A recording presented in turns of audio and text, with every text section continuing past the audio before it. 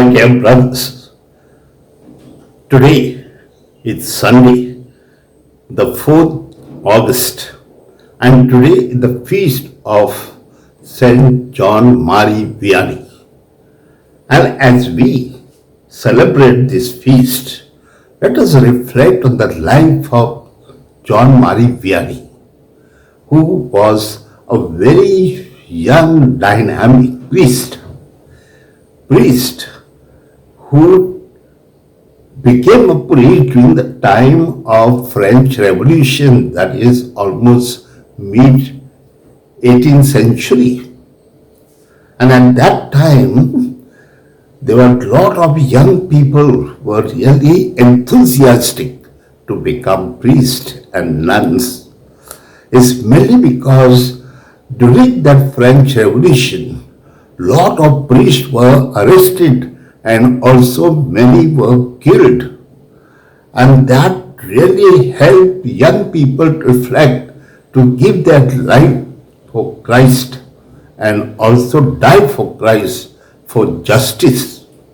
And my dear brothers and sisters, at that time, this Mary Vianney was a young boy.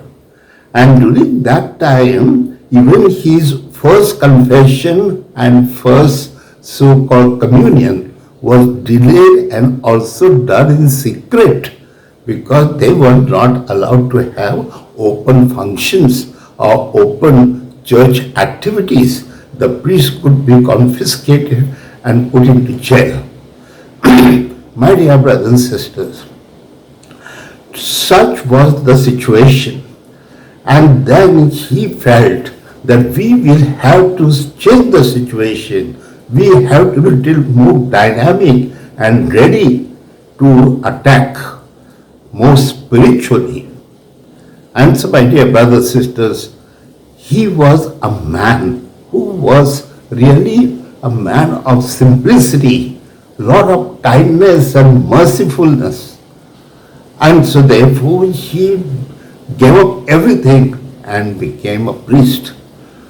Of course, he may be weak in studies, but he was very strong in spirituality because of his commitment, because of his zeal, because of his enthusiasm, that he really became an excellent priest. And so therefore, the seminary had to ordain him for his spiritual love for Christ. My dear brothers and sisters, if you really think of this man, there were very few priests left, and so therefore he was sent to a parish. Of course, 2 or 3 years he stayed in one parish, but then soon he became, after 3 years, parish priest of the parish called Ars.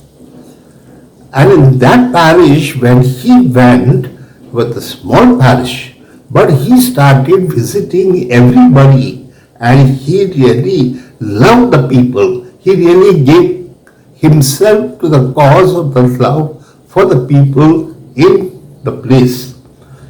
And so though people were not listening, they were already in bad habits. They were shouting and murdering, and also people who were involved in various evil acts like adultery, like people who were fighting, and also people who had many other things which were not Christians at all. And so therefore they were not coming to church. They were not listening to the word of God. They were not ready to change their lives. And so therefore he went personally house to house, talking to people, making them understand, but he never gave up. And so therefore, all people also appreciated his zeal and enthusiasm and for his ministry, dedication. So therefore, some slowly started changing and thinking, reflecting, and they really came close to him.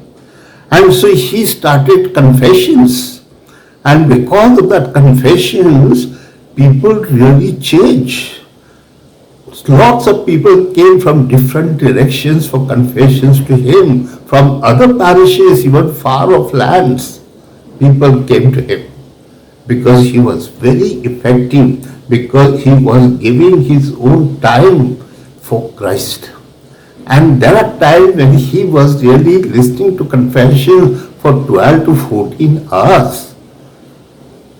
My dear brothers and sisters, because of his love for the people and ready to die for the change and also for the transformation of the parish, that he really became an excellent priest. But unfortunately, he died at the age of 43.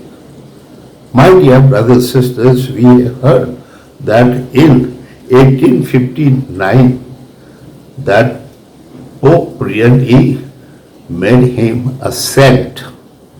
He was consecrated and he became the popular saint among all people.